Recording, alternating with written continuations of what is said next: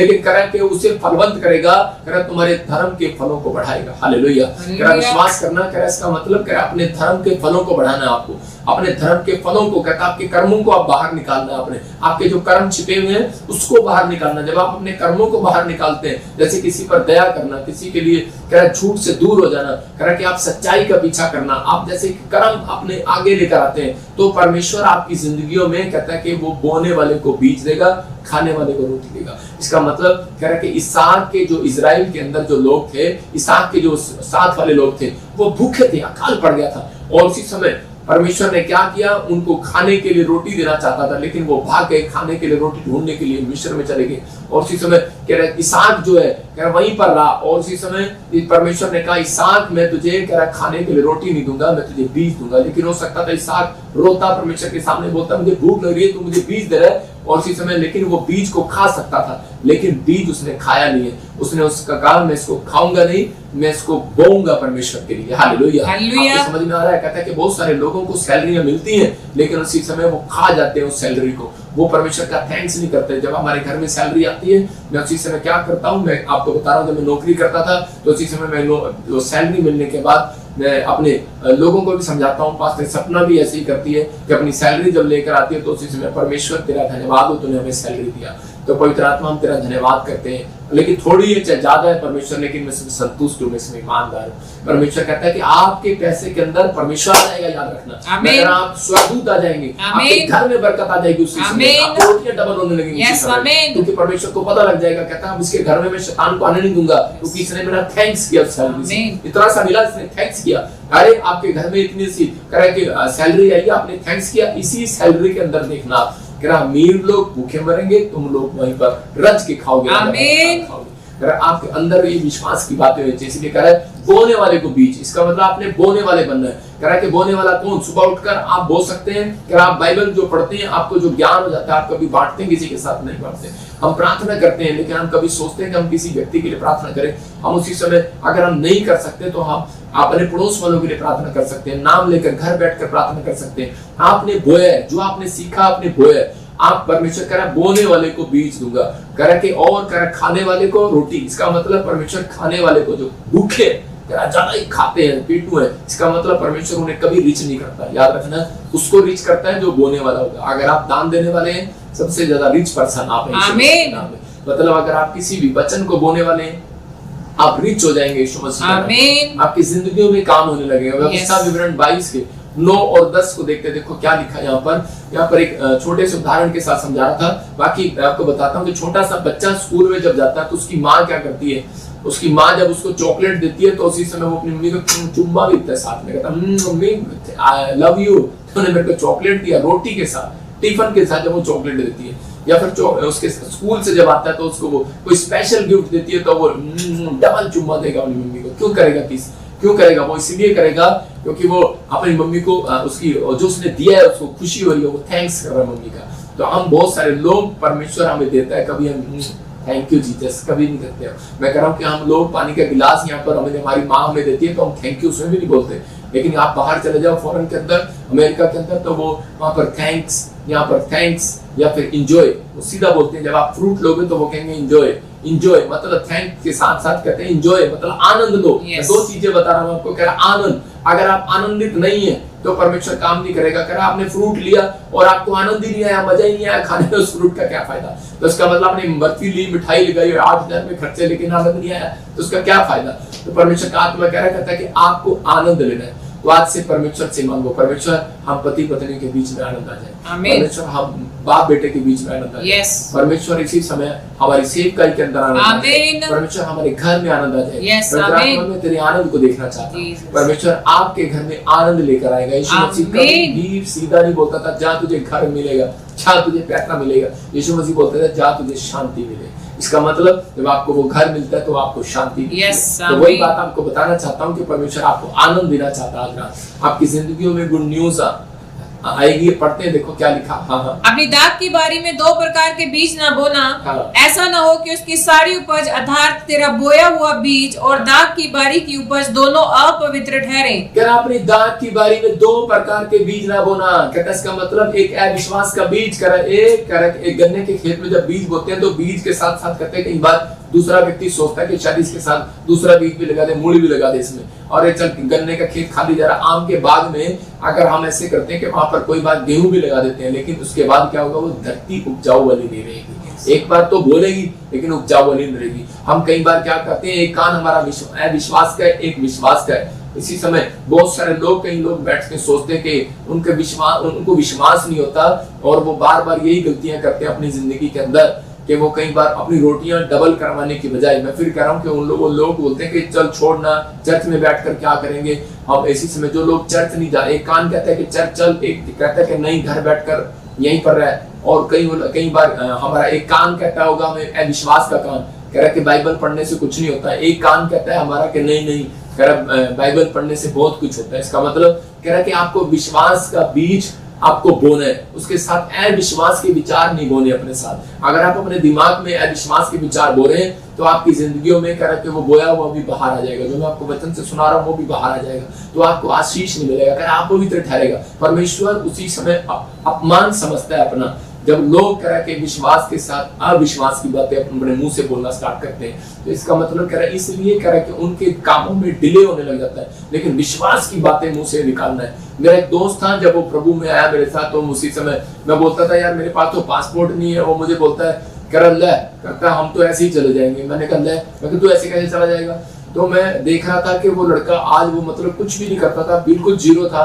आज वो अमेरिका के आसपास कई देशों में बैठा है और अच्छा बिजनेस कर रहा है, अच्छा काम कर रहा है। क्यों? क्योंकि वो प्रभु को ना जानने के बाद भी विश्वास की बातें मुंह से निकालता था, मैं प्रभु को जानने के बाद भी अविश्वास की बातें मुंह से निकालता था। तो इसका मतलब क्या है, कह रहा है कि आपको यहाँ पर क्लियर करा है कि अपने खेत में, अपनी बारी में, कह रहा है कि बोने से पहले कह रहा है कि वो बीज के साथ साथ कह रहा दूसरा बीज ना डाल देना। इसका मतलब कह रहा है ऐसा बीज ना डाल देना, दो प्रकार के बीज नहीं चाहता परमेश्वर। अपने विचारों में एक विचार रखना। जब तक आप इसी समय, कई बार हम यूएसए के एम्बेसी में जा रहे होते हैं और उसी समय कहते हैं विश्वास है विश्वास है विश्वास है, लेकिन वहां पर जाते ही हम दूसरा बीज अपने दिमाग में डाल लेते हैं, पता नहीं यार मेरा लगेगा कि नहीं, और इसी समय वो कैंसर फ्लो हो जाता है। रीजन है ये, कहता है आपको विश्वास करने के नहीं परमेश्वर ने कर दिया है। हो सकता है आपके मन में विचारों में विचार आ रहे हो, तो वो कोई बात नहीं, लेकिन आपको आज से अपने अंदर ये फैसला लेना है कि परमेश्वर तू मेरी जिंदगी में काम करेगा और मुझे आशीष देगा। मुंह से बोलते चले जाओ। जब आप मुंह से बोलते चले जाते हैं तो परमेश्वर आपके जीवन में काम करना स्टार्ट करता है, क्योंकि पवित्र आत्मा उन लोगों को पैसा डबल करना चाहता है, उनकी नौकरियां डबल करना चाहता है जो लोग परमेश्वर के राज्य में बोना स्टार्ट। आमीन। परमेश्वर के राज्य में बोने वाले लोगों को पवित्र आत्मा प्यार करता है। कहता है कि इसलिए कह रहा है कि अब इससे पहले हम पढ़ते थे, देखो क्या लिखा। हाँ पढ़ो। बैल और गधा दोनों संग जोतकर हल ना चलाना। कह रहा बैल और गधा दोनों एक संग साथ मत चलाना। आप देखते हैं कभी खेत में कि बैल और गधा एक साथ चल सकता है। बैल, अगर किसी व्यक्ति ने अगर बैल को इसके साथ डाल दिया, मतलब ये बैल, और उसी समय बैल क्या कर रहे होते हैं, ये बैल जो है हल के साथ जुटे हुए हैं और ये क्या कर रहे होते हैं, तो उसी समय बैल कह रहा होता है कि चल चल चल मुझे आदि माली का काम खत्म करना है। लेकिन गधा क्या कर रहा होता है, जो मैं तो कहता है मैं तो सोऊंगा थोड़ी देर, कहता नहीं मैं नहीं चलूंगा, तो वो आगे नहीं चल सकते, वो काम रुक जाएगा। इसका मतलब क्या है, एक कान आपका बैल है, एक कान अविश्वास का है। जब हम बोलते हैं बाइबल पढ़ना है, प्रार्थना करना है, ईमानदारी से परमेश्वर के पीछे चलना है, तो बहुत सारे लोग विश्वास नहीं करते। यहाँ पर उदाहरण दे रहा था, कह रहा कि दशमांश का, कह रहा बहुत सारे लोग जो है अपना दशमांश खा जाते हैं। बहुत सारे लोगों को विश्वास नहीं है परमेश्वर के राज्य में बोने के बाद हमारी रोटियां डबल होती हैं। बहुत सारे लोगों को मालूम ही नहीं है और शैतान उनका मजाक उड़ाता है और शैतान ऐसे लोगों का पीछा करता है जो लोगों के घर में फाइनेंस में अगर कमी हो रही है, बरकतों में कमी हो रही है, तो परमेश्वर ने चेक करने के लिए आपके जीवन में कह रहा दशमांश को डाला कि ताकि आप लोग आशीषित हो जाए। वो बहुत बार कह रहे, आप देख रहे हैं स्क्रीन पर दिखाता हूँ, कह रहा कि एक आदमी की नौकरी थी 10,000 की और उसका लड़का दुकान पर जा रहा है और उसी समय उसको देख रहा है, पेपे पापा पेपे जीन्स लेनी है, पेपे जीन्स। कहता है पेपे जीन्स, कह रहा कि ये वाली पेपे जीन्स लेनी। छोटे से बच्चे को भी पता है पापा पेपे जीन्स लेनी है, तो कह रहा पापा को पेपे जीन्स की तुझे पड़ी है, कह रहा है पापा की जेब फटने वाली है। कहता 10,000 8 कितने की पैंट है तेरी? 5,000 की जीन्स की पैंट है। लेकिन और 5,000 की वो 10,000 की सैलरी में कैसे गुजारा करेगा? मतलब आज के बच्चों को शैतान उकसा रहा है। मतलब फिजूल खर्ची आपकी बार बार कराना स्टार्ट करेगा। क्यों? क्योंकि बाइबल के अंदर लिखा न्याय व्यवस्था 27 के 30-31 में कि जो परमेश्वर को अपना कह के पढ़ेंगे फिर से क्या लिखा, फिर भूमि की उपज का सारा दशमांश, भूमि की उपज का सारा दशमांश, चाहे भूमि का बीज हो, चाहे वृक्ष का फल, वह यहोवा ही का है, वह यहोवा ही का है, और वह यहोवा के लिए पवित्र ठहरे। वो यहोवा के लिए पवित्र ठहरे। यहाँ पर क्लियर लिखा कि भूमि की उपज का सारा दशमांश, चाहे वो भूमि का बीज हो, चाहे यहाँ पर फैक्ट्री लगाओ, चाहे स्कूल खोलो, चाहे आप खेत में मूली लगाओ, कुछ भी करो, कह कि वो पहला जो उसका निकलेगा वो यहोवा का है, कह वो पवित्र ठहरे। जो नहीं देता तो उसके आगे लिखा इसके 30-31 में, कह उससे शैतान 5 गुना उससे ले लेता है, 5वां भाग। तो आज बहुत सारे लोग अपनी लाइफ में सोचते हैं, और उसकी माँ बोलती है कह कि नहीं उसका बाप मना करता है जीन्स खरीदने के लिए 5000 की के 500 की ले ले,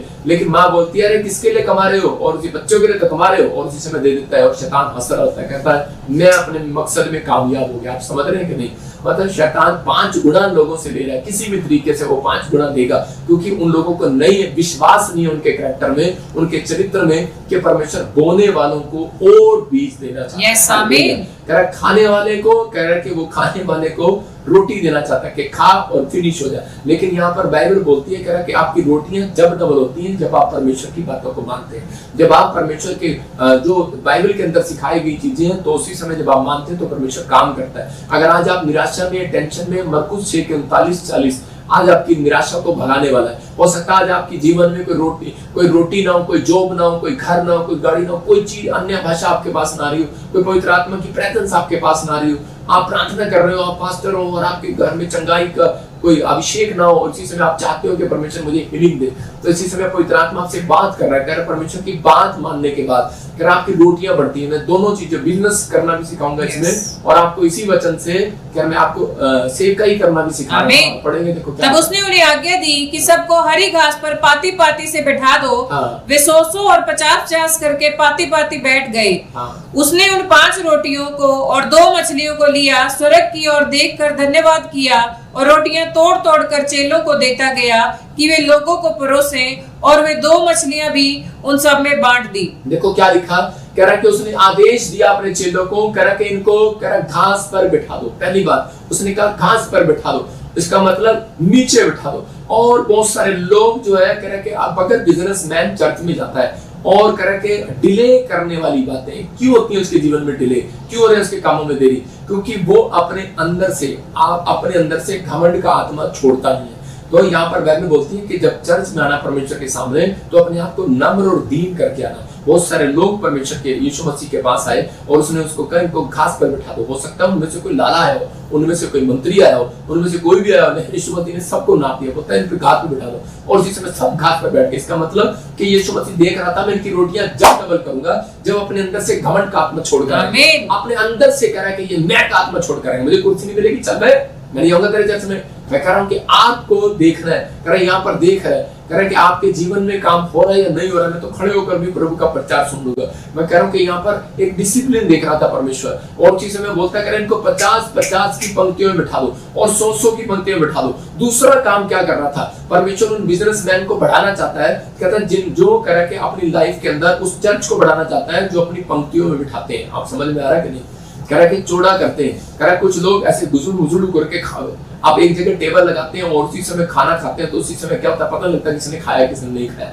लेकिन जब आप पंक्तियों में बिठाते हैं, तो यीशु मसीह ने डिसिप्लिन का परमेश्वर था। यीशु मसीह देखता है जिसके घर में डिसिप्लिन है, जिसके बिजनेस में डिसिप्लिन है, और जो नम्र है और दीन है, तो परमेश्वर ने उनके लिए रोटियों को पकड़ा और उनके लिए धन्यवाद किया। आज समझ में आ रहा है कि परमेश्वर ने कहा जो लोग उसकी बातों को मानते हैं, जो लोग घमंडी नहीं है, कह रहा नम्र और दीन है, और जो लोग परमेश्वर के डिसिप्लिन में रहना जानते हैं, कि उसने कहा इसका मतलब यहाँ पर तीसरा क्या कर रहा था, सब्र देख रहा था, इम्तिहान ले रहा था, कि वो 50-50 की पंक्तियों में बिठा दिया और लोग 100-100 की पंक्तियों में बैठ गए। और जिस समय चेले कह रहे आप पिटवाएगा यीशु मसीह, कह रहे क्यों, कह रहे रोटियां तो है नहीं, कह रहे रोटियां तो कितने, अब लोग कितने हैं, कह रहे 5000, कह रहा और रोटियां कितनी है, कह रहा कि 5 रोटियां, और मछलियां कितनी है 2, और कह रहा है ये सब कैसे बांट देगा, कहता है इनको 50-50 की पंक्तियों में। पौलुस और पतरस तो गए नहीं होंगे, वो लोग कह रहे चलो तुम बिठा दो इनको, कहीं हमारी भलाई ना हो जाए, कह रहा लोग हमारे ये तो यीशु मसीह हमें पिटवाएगा। विश्वास था उसके चेलों को विश्वास था, उस पब्लिक को कि 5 रोटियां 2 मछलियां, लेकिन ये आएंगे कहां से, और पैसा नहीं है, 100 दिनार है। लेकिन उसी समय यीशु मसीह ने बिठा दिया उनको,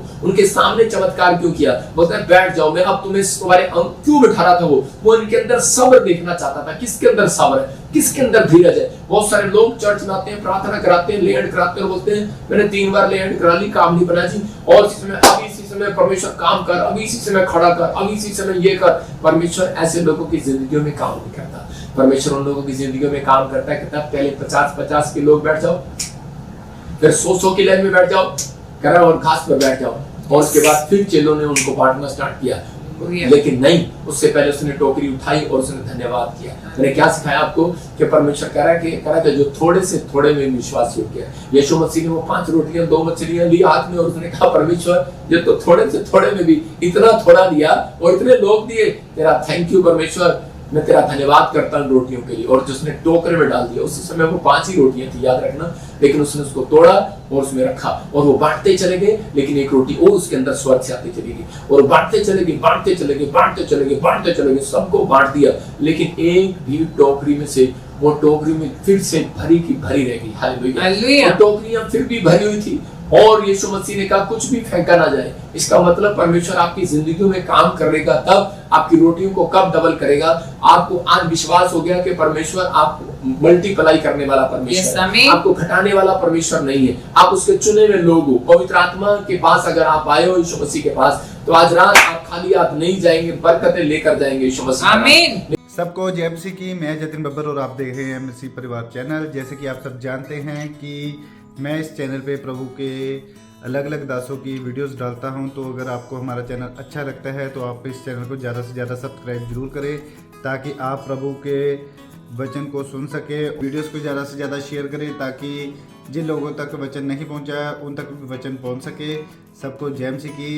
एक बार मैं आपसे दोबारा कहूँगा कि इस चैनल को सब्सक्राइब जरूर करें और वीडियोस को ज़्यादा से ज़्यादा शेयर करें। जय मसीह की।